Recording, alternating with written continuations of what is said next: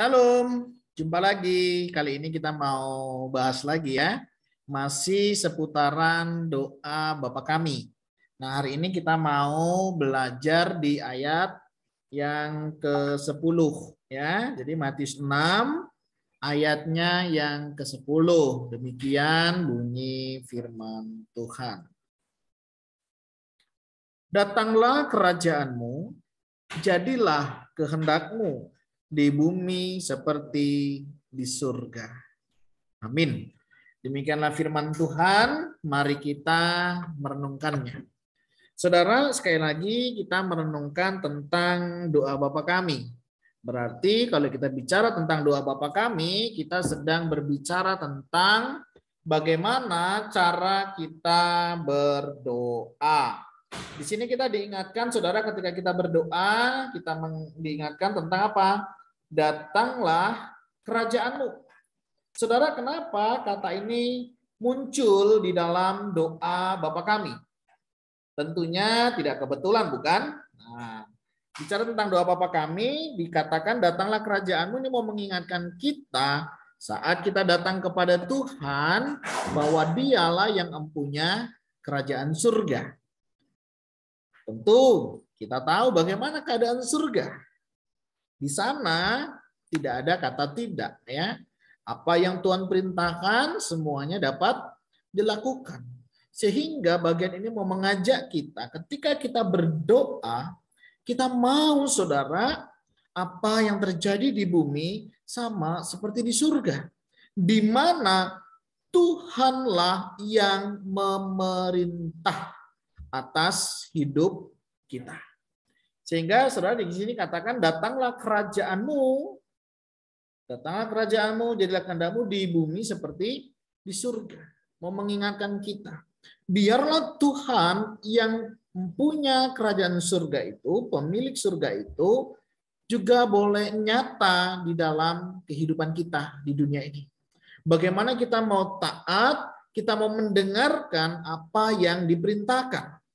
Sehingga kita boleh sungguh-sungguh mengalami suasana surga itu, di mana di sana kita ada ketaatan. Dan hal itu diperkuat, diteguhkan kembali, jadilah kehendakmu. Ini mengingatkan kita kembali bahwa setiap doa-doa kita kembalikan kepada Tuhan. Kita boleh berdoa, kita boleh meminta, kita boleh memohon. Tapi jangan lupa, saudara, bukan kehendak kita yang jadi, melainkan kehendak Tuhan. Ingat, saudara, waktu Tuhan Yesus berdoa di Taman Getsemani, kalau boleh, ada kalau boleh ya, saudara. Cawan ini lalu daripada aku. Tapi bukan kehendakku, tetapi biarlah kehendak Tuhan. Demikianlah juga hendaknya kita ketika kita berdoa kepada Tuhan. Bukan kehendak kita. Kita berdoa bukan memaksa Tuhan. Kita berdoa bukan ngatur Tuhan. Makanya penting sekali, saudara, kalau kita menyadari di ayat sebelumnya, Bapa kami yang di surga, kita harus sadar posisi kita harus ingat siapa kita, sehingga pada saat kita berdoa, kita bukan sebagai pemerintah yang mengatur Tuhan untuk menuruti keinginan kita. Aku maunya begini ya Tuhan, aku maunya yang seperti itu ya Tuhan. Saudara harus ingat siapa kita di hadapan Tuhan, sehingga kita bisa dan berani atur-atur Tuhan. Bagian ini mengingat, datanglah kerajaanmu. Harusnya kita sadar, Dia pemilik kerajaan surga. Masa iya kita yang ngatur Dia? Bukankah seharusnya kita yang lebih taat, teratur di dalam Dia? Makanya saudara, hal ini tidak bisa dilepas. Datanglah kerajaanmu, jadilah kehendakmu. Bukan kehendak kita. Memaksa apalagi. Jangan, saudara. Ketika kita berdoa, Tuhan mau segala sesuatu kembali kepada Tuhan. Percayalah, saudara. Apa yang Tuhan izinkan terjadi di dalam hidupmu, itu adalah yang terbaik. Ya, mungkin kita pengen yang cepat, tapi Tuhan mau yang tepat. Waktu Tuhan pasti yang terbaik. Kadang kita pengen ya cepat untuk Tuhan mengerjakannya. Percayalah, saudara, Tuhan tidak pernah terlambat dan tidak pernah terlalu cepat. Oleh sebab itu saudara, mari kita belajar. Yang terjadi bukan kehendak kita. Ketika engkau berdoa untuk kebutuhan, ketika engkau berdoa untuk masa depanmu, ketika engkau bekerja untuk pekerjaanmu, ketika engkau berdoa untuk keluargamu, ketika engkau berdoa untuk pelayananmu sekalipun, bukan kehendakmu, bukan kehendak kita, tetapi kehendak Tuhan. Mana yang jauh lebih memuliakan Tuhan? Ketika kita sakit, saudara, kadang kita pengen cepat sembuh.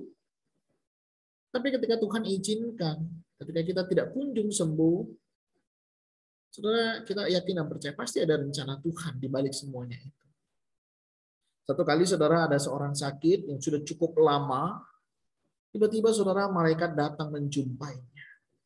Dia bertanya, pesan Tuhan untukmu hari ini.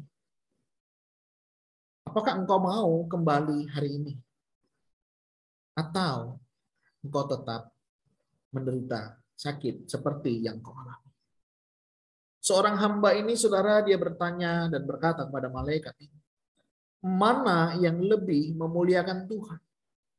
Dengan aku mati sekarang atau aku tetap sakit?